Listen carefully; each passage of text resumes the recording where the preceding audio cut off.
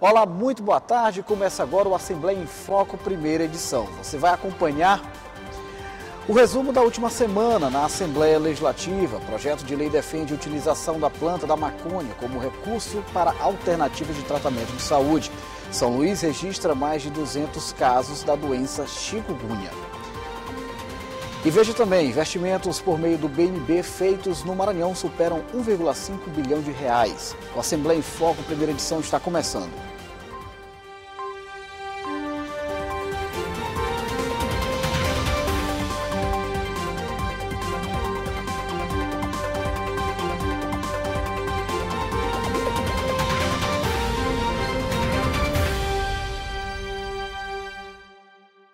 A Assembleia Legislativa cumpriu a agenda de atividades durante a última semana, que contou com audiências públicas, reuniões das comissões, solenidades e sessões plenárias. Vamos às informações. A semana no Parlamento Estadual começou com um curso oferecido pela Escola do Legislativo sobre planejamento de contratação no serviço público, com base na nova Lei de Licitações e Contratos. Na segunda-feira, tivemos ainda a reunião da Comissão de Constituição, Justiça e Cidadania. Na terça-feira, durante a sessão ordinária, a greve no transporte público da capital foi discutida pelos deputados. Na quarta-feira, tivemos o curso sobre vida financeira saudável e como evitar dívidas. Durante a sessão ordinária, 21 proposições foram analisadas pelo plenário. Além do assunto da greve dos rodoviários, também foi tratado o programa Maranhão Conectado, de iniciativa do governo do estado para promover a inclusão digital. Na quinta-feira, a Comissão de Assuntos Econômicos tratou do aumento de voos para São Luís.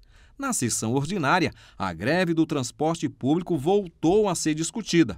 Outro tema importante foi o decreto federal que busca alternativas para a titulação territorial das comunidades remanescentes de quilombos no município de Alcântara.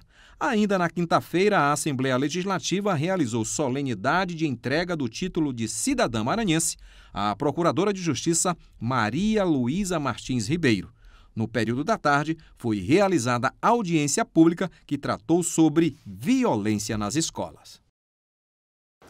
Em meio à programação para essa semana na Assembleia Legislativa, as expectativas estão voltadas para a edição do segundo Assembleia Itinerante, que vai acontecer na região leste do estado. Na próxima sexta-feira, o parlamento vai se instalar na cidade de Caxias, promovendo importantes discussões com representantes da sociedade civil organizada e autoridades. Você vai acompanhar a cobertura completa dessa agenda aqui pela TV Assembleia, pelas redes sociais do Parlamento Maranhense e pela Rádio Assembleia 96.9 FM. Hoje, dia do trabalho, o feriado alterou a rotina de funcionamento de alguns serviços no Maranhão. Vamos ficar por dentro dessa rotina com o repórter Ismael Gama, que tem as informações. Olá, Ismael, muito boa tarde. Boa tarde, Ronald. Boa tarde a todos. A determinação da Federação do Comércio do Maranhão era que os lojistas não abrissem as portas hoje, feriado do Dia do Trabalho, e só retornem às atividades nesta terça-feira. Casas lotéricas e bancos também só voltam aos atendimentos amanhã. Supermercados nos shoppings estão abertos desde as 9 da manhã e seguem até as 10 da noite. Praças de alimentação nos shoppings abriram agora há pouco, meio-dia, e permanecem até as 10 horas da noite. Hospitais públicos e particulares estão funcionando normalmente nesse feriado do Dia do Trabalho. Ismael Gama para o Assembleia em Foco, primeira edição. No próximo bloco, você acompanha os resultados do BNB no estado, com cerca de 97 mil operações de crédito. Você vai ver ainda a incidência de casos de chikungunya na capital maranhense. A gente volta já.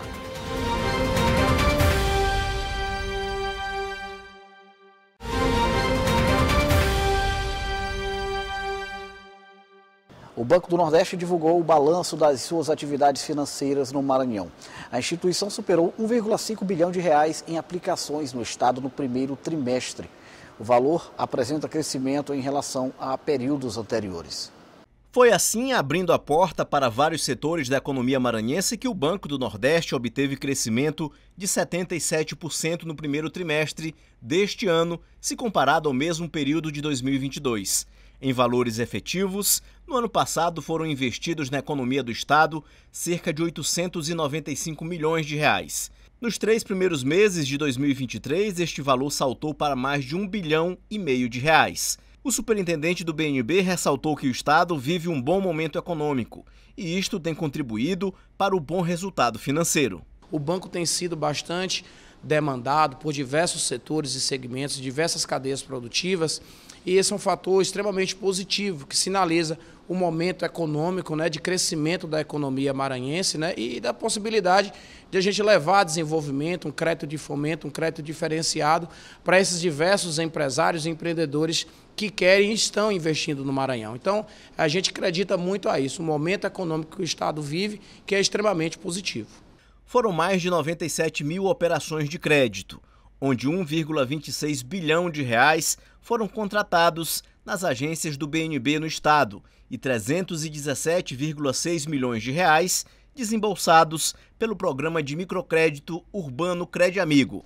O superintendente do BNB explica que um dos instrumentos do banco em democratizar o acesso ao crédito no estado é o CredAmigo, maior programa de microcrédito do Brasil que oferece crédito produtivo e orientado para o sucesso dos negócios. São quase 205 mil pessoas atendidas pelo programa no estado e o importante disso é que isso gera manutenção de emprego, porque por vezes a maioria desses empreendedores é a própria empreendedora e mais o marido ou um filho que trabalha na atividade. Isso é importante porque ajuda o estado a gerar mais emprego ou manter os empregos existentes, a ocupação das pessoas que trabalham, principalmente no comércio e no serviço aqui do estado. O reflexo da atuação do banco no estado pode ser visto na instalação, ampliação e investimentos de empreendimentos de vários segmentos produtivos, como, por exemplo, o crédito para as micro e pequenas empresas, que são público prioritário para a instituição e que receberam 21% a mais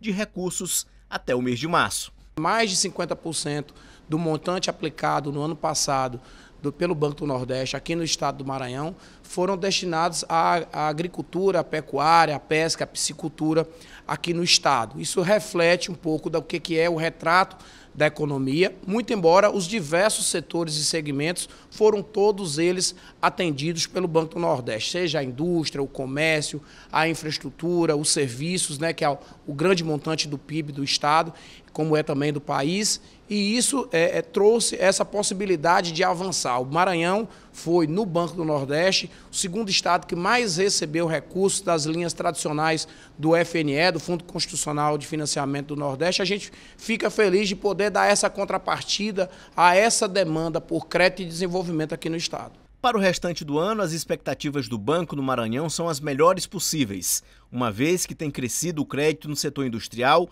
e o investimento para aquisição de máquinas e equipamentos, além de melhorias na infraestrutura de instalações. E para bom entendedor, investimento é uma espécie de mensageiro do desenvolvimento. São Luís tem sido alvo de ações que visam combater a doença conhecida como chikungunya. O problema é transmitido pelo vilão conhecido como a Aedes aegypti, que também é responsável pela dengue e zika vírus. Mais de 200 casos já foram registrados na capital maranhense. Em São Luís, já foram registrados neste ano 236 casos de chikungunya. Em 2022, foram confirmados 398 casos da doença. Os dados são da Secretaria Municipal de Saúde. Em todo o Maranhão, 422 casos da doença foram confirmados pela Secretaria Estadual de Saúde no ano passado. Neste ano, já foram 536, o que corresponde a um aumento de 27% de casos confirmados. A chikungunya é transmitida pela picada do Aedes aegypti, mesmo um mosquito que provoca a dengue e o zika vírus. Os sintomas também são parecidos: febre, dores no corpo, em especial nas articulações, dores de cabeça, fadiga e, em alguns casos, diarreia, náuseas e dor abdominal. É uma arbovirose, assim como dengue e zika, transmitida pelo mosquito Aedes aegypti. Os pacientes com chikungunya vão apresentar dor de cabeça, dores musculares, ou seja, dor no corpo, manchas avermelhadas pela pele, mas essa doença ela é característica ou caracterizada por uma febre alta, acima de 38,5 graus aí, e uma dor articular muito forte. Então, os pacientes apresentam uma artralgia, a famosa dor nas juntas, que pode durar até 1, 2 anos, como os relatos de caso mostram, né? O médico alerta ainda sobre a importância da prevenção para evitar a proliferação do mosquito. Como a gente vem há anos falando, que a prevenção da proliferação do mosquito da dengue acaba diminuindo muito os números de casos de zika, dengue e, como nós estamos falando nesse momento, a chikungunya. Então é importante fazer a prevenção da proliferação, limpar os terrenos baldios, evitar o acúmulo de água parada, que é ali que o mosquito vai se proliferar, e também a identificação rápida da chikungunya através do reconhecimento desses sintomas. Então, juntando essas duas medidas, a gente consegue diminuir o número de casos e lidar melhor com essa situação, principalmente nesse período chuvoso. Hora de ficar por dentro da previsão do tempo com a Ananda Fontinelli, que tem as informações. Muito boa tarde, Ananda.